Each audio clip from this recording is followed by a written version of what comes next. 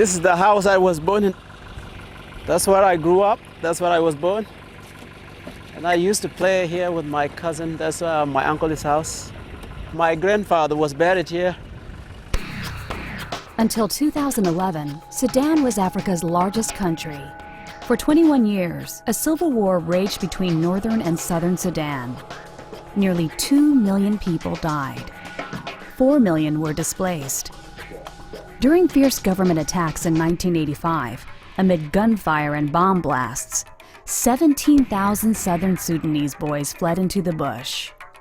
They became known as the Lost Boys of Sudan. The Lost Boys trekked 1,800 miles across the desert, fending off lions and hyenas, eventually living in refugee camps, first in Ethiopia, then Kenya. During their journey, about 5,000 of the boys perished from hunger, thirst, disease, exploding bombs, or attacks by animals and soldiers. The 12,000 who survived ended up in the UN-sponsored refugee camp in Kakuma, Kenya. In 1996, Salva was one of the first of 3,800 lost boys selected for resettlement in the United States.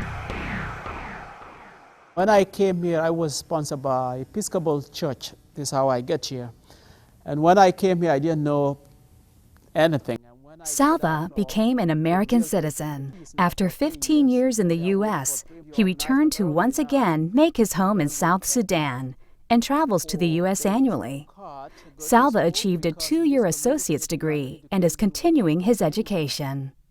And I have to make sure that I work hard enough to support myself and educate myself as much as I can. A lot of you read about what is going on in Sudan and what happened. During the wartime, my dad took me to school. And when he took me there, the war broke out and then I depart and we never see each other again. And I didn't know where my dad was for about 19 years. And when I heard about him, he was sick because of waterborne diseases, and he was in the clinic of UN. He walked close to 300 miles to go to that clinic, and he walked there many, many days to get there. I said I should go and see my dad before he passed away. And when I went there to that clinic, I saw my dad. He was very weak. And I walked to my dad. I said, "Hey, Dad, how are you?" And he said, "Who are you?" I said, "I'm Salva, dude." And he was starting with emotion.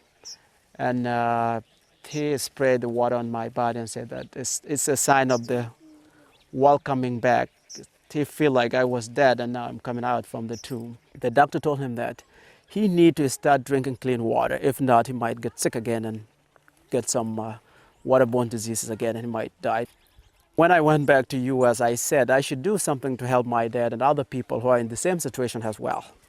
And that's where I formed a non-profit organization called Water for Sudan. That's why I'm here today. And now he's drinking clean water, he's healthy. I was starting it because of him, but I find there was so much need for others. And if you help them, these people someday they may help others. And that's what really gives me energy because it's helping the life of the people. Now that South Sudan is an independent nation, it's all the more important to help them help themselves.